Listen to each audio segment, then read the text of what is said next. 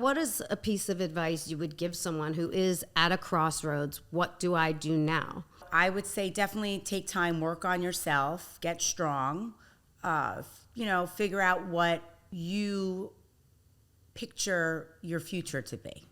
Like I said, manifest the things that you want. Go out and try and achieve those things because you're the only one that can achieve them. Right. You're the only one that has control of your happiness. So as long as you keep that positive attitude and you just stay focused, that's basically what I would recommend to anybody kind of going through it. Hey there, hot messes. Welcome to Success of a Hot Mess, where we celebrate the art of juggling life's chaos and coming out on top. I'm Stacey Isaacs, your host and resident rock star lawyer, dance mom, and survivor. We're going to dive into candid conversations about conquering challenges, embracing our unique selves, and finding success in the beautiful mess of it all. Hi, Jeri. Hi, Stace. Thanks for having me on Hot Mess. Thank you so much for coming. Today we have Jeri Ringel, my longtime friend, hairdresser, and style icon. Love you. Thanks again for coming on. This podcast is brought to you by workinjuryrights.com, which is my law firm. We represent injured workers. But today I want to get personal with you. Totally. You have a lot going on. Sure do. We have a lot to unpack here. So the last time you were in my house, I think it was for my big birthday party, and you were here with your soon-to-be ex-husband, right? Yes. And I am sorry about that.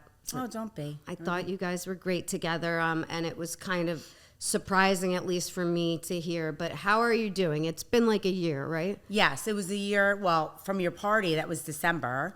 So it'll be a year. Yeah, basically, I want to say January.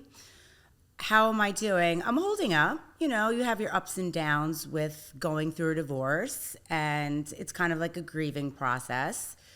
As you know, because you've been through it. I've been through it. But with that, I'm just trying to stay very positive for my children and myself. And, I realized a lot with that, I could just, there's so many different journeys in life and there's so many different doors and that you could take. And when one closes, one shall open, and as long as I keep this positive attitude and I stay true to myself, I feel like I'm only going to move forward.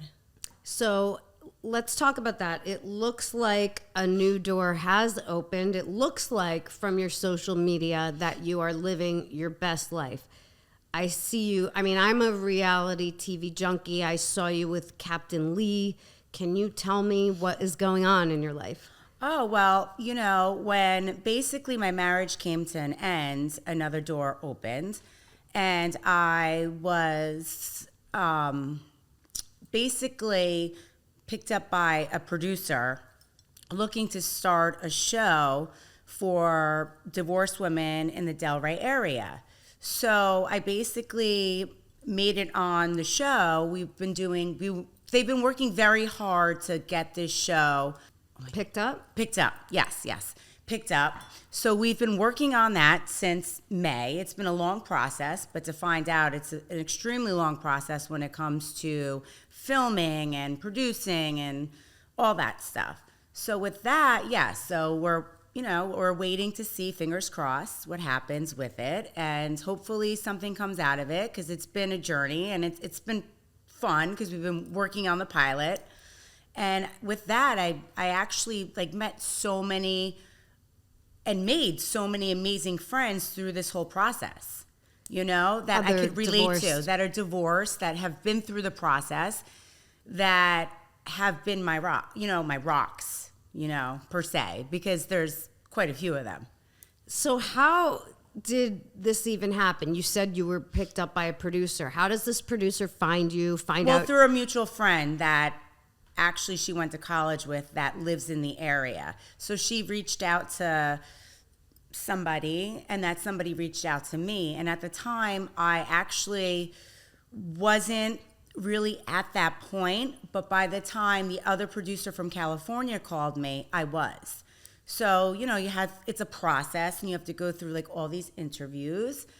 So I did, and they loved me, and I actually helped them cast some people, and then they come out and they do a pilot. And, with that, it was just kind of like, it made me realize a lot of stuff. I'm like, okay, this divorce, it's not such a bad thing. I mean, divorce happens. Like I said, it's a grieving process. With that, it still was very hard for me because you wake up one day and here you are in your 40s when you were with somebody for so many years, since I'm actually 26. Yeah. Then you wake up one day and you're like, oh my God, like, what am I going to do now? Like everything you built together, your life you built together, your home, your children, like what am I going to do now at this stage of life? Right. And you have the background, you already have your background in, doing hair. You always have that. Yes. To fall back on. For sure. I was always very artsy. I was always very into fashion. I worked on fashion shows in Manhattan. I worked doing hair and fashion. That's like my livelihood. But as I got older, I kind of just started getting out of it due to the children. Right.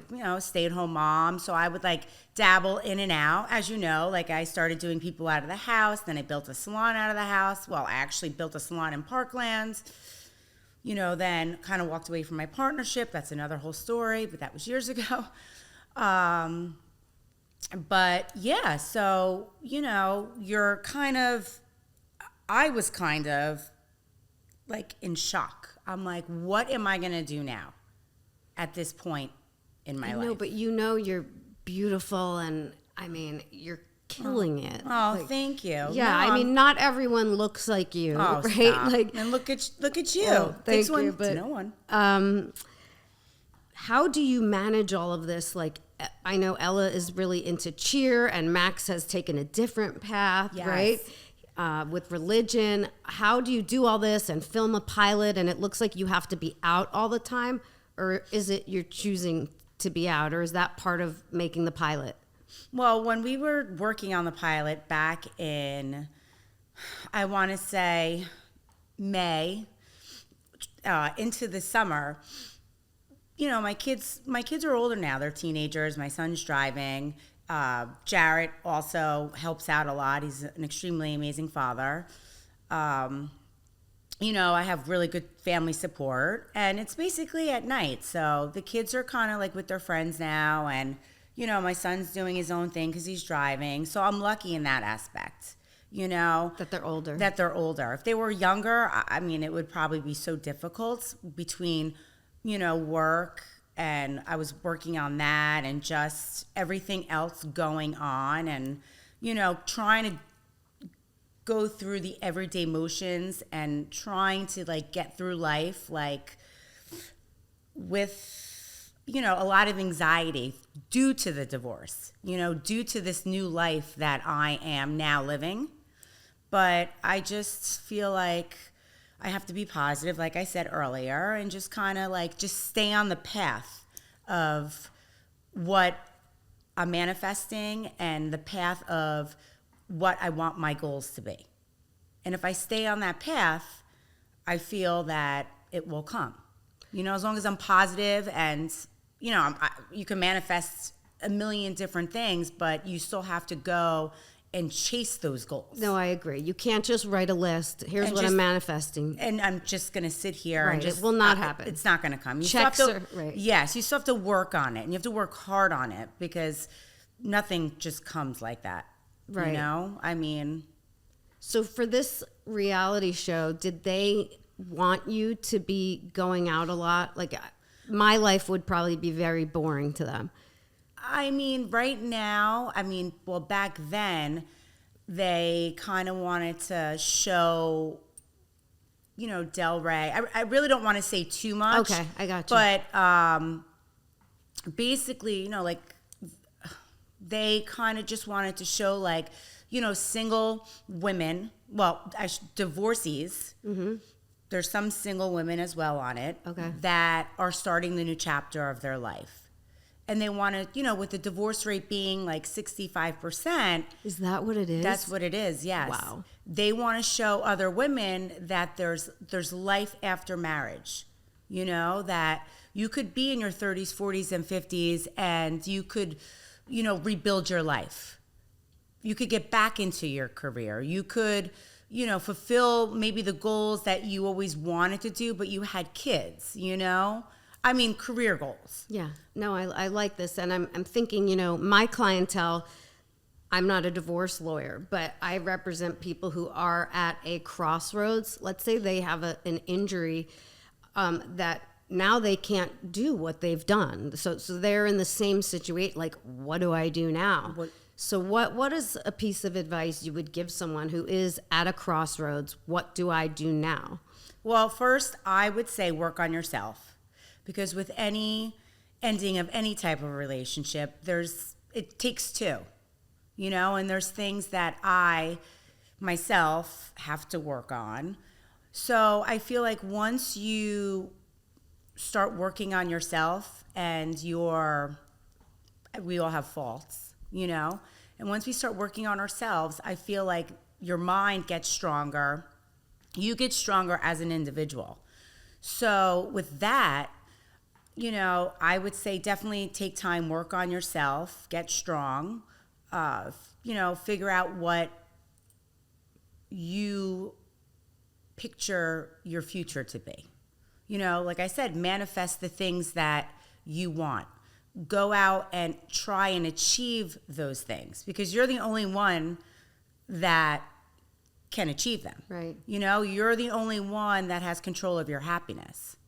So as long as you keep that positive attitude and you just stay focused, I mean, that's basically what I would recommend to anybody kind of going through it. So do you see yourself as somebody who was not positive before all this happened? No, I feel that I was always an extremely positive person. Of course, I had my moments of insecurities and negative moments. It's only normal as an individual and as a human. Mm-hmm. But for the most part, I'm a very positive individual. You know me. I'm like nutty. I'm fun. I have a million friends. Yeah. I know everybody. I talk to everybody. Like when I go out, like not only do I meet guys, but I come home with like girlfriends. And I'm like, all right, let's go to dinner next week. You know, like I'm just a girl's girl. It's the industry that I'm in. I love women. I'm not a jealous woman. Right. I think women are beautiful. I love fashion. I love doing their hair. I'm a girl. Like I said, I'm a girl's girl. Yeah. And yeah, I just, you know, I love meeting people, and I just love just living life. You have one life. You're the only person that could really take control of your own life. Would you like to get married again? I don't know. I would have to see when that time comes. You know, I'm so just getting out of a marriage now that maybe if I meet the right one, you know, possibly. So where do you see yourself in 5 years, or have you not projected that far?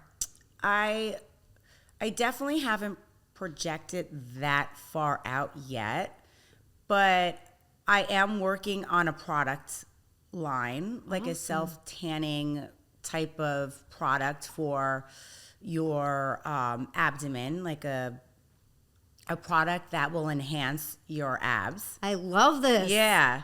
So, you know, I love the fitness world, as you do as well. Yes. So basically, you know, it's like a lifestyle. It's something that it's like drinking my coffee in the morning. Like it's something I have to get up, I have to run, I have to take this class, take that class. Like it just kind of makes me feel good. You know, it wakes me up. Yeah. It's very therapeutic for me. And it makes you better for your children. Yes, for sure. It just makes you just healthy all around. Yeah, I agree with that. We actually have a lot in common. We do. Both Jersey girls. We are. We love Jersey. You are from Union, New Jersey. Yes. Which happens to be where my dad was born and raised and lived till he was 80 years old. And then we got him down here. But do you think there's something different about us Jersey girls? I actually do. I have to say, like, I tend to gravitate to my Jersey girls that live in Florida. Like when I meet somebody and they're from Jersey, we just like gravitate towards each other. Right. I feel, yes, like Jersey girls are very open-minded, very outspoken. We definitely say how we feel. Yeah, no nonsense. No nonsense. And I feel, and we're very honest. Right. Blunt, right? Very blunt, exactly. And I feel like some people they don't really understand that aspect of like being from Jersey, you know? Because sometimes I say things and they're like, well, that was kind of harsh. No, actually it wasn't. It's the truth. You know, I literally couldn't hear what someone said, so I said, what?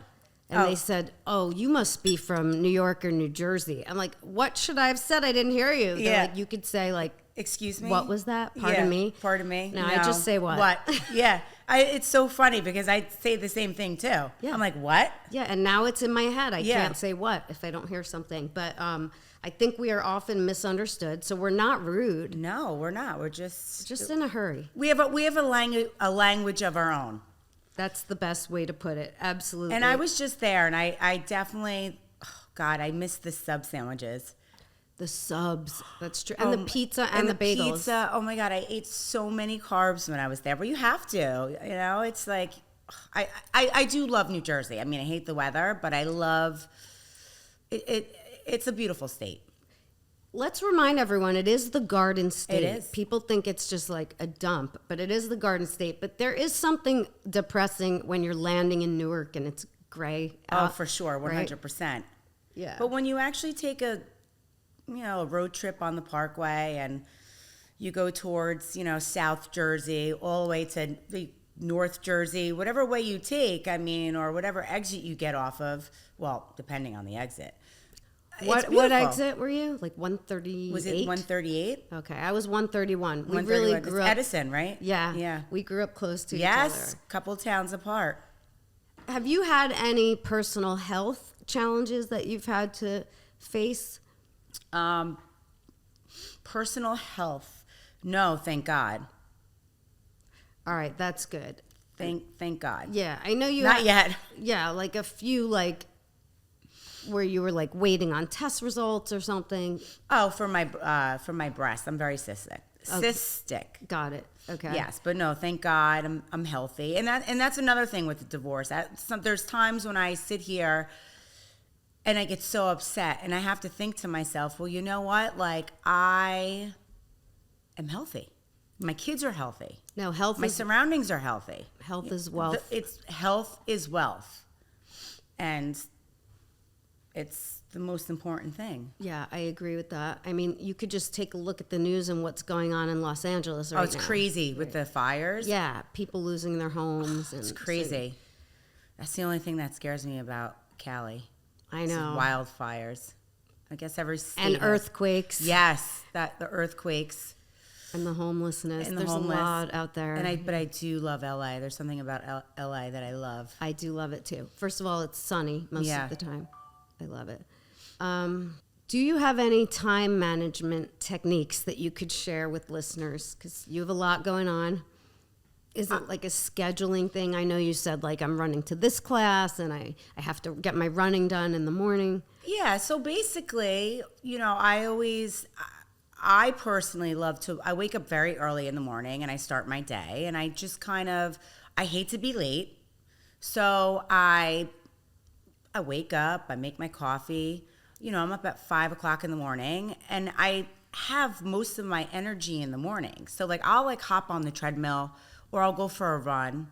And then, when I get back, I'll go to the gym, and then my day starts. And that's when my scheduling starts, basically, because I'm on a schedule for work, So it's just time management. I just I work through it. How do you have the energy if you're getting up at 5 and it sounds like you're having a whole day before I wake up? How do you rally and go out at night? Well, I don't go out every night, especially now I'm training hardcore. So I'm basically meal prepping. Okay. And are you going to do a fitness competition? I don't know. I've been asked to. Right now, I'm just kind of thinking about it. I have a lot of friends that are actually starting it, starting the process now. So I might in the future. Right now, it's just with everything going on. I don't know if I have the head to be that like strict. Yeah. With like, I mean, I can meal prep, but I definitely indulge. Beyond the meal prepping, I mean, because there was a time when that was my goal to do a bikini competition, but I wound up like gaining 20 pounds Of muscle. Whatever it was, the plan. I needed so many more calories than I was used to eating. Yeah. And minimal cardio they wanted. Well, yes, in the beginning, but then towards the end, I know you have to pick up with the cardio because you want to really slim down. You want to bulk up and then slim down. Well, I am looking forward to seeing what is ahead for Jeri Ringel. I know I'm going to see you hopefully on Bravo. Fingers crossed. Fingers crossed. Yeah, and will you remember us little people when you are a big reality star? Of course I will. Well, fingers crossed, hopefully, it'll get picked up. The producers, like I said, are working very hard on it. And I guess we'll see. We'll see what happens. But of course, I love you, Stacey. Yeah, and if not, I'm still going to come to you for the best blow dry in South Florida and color.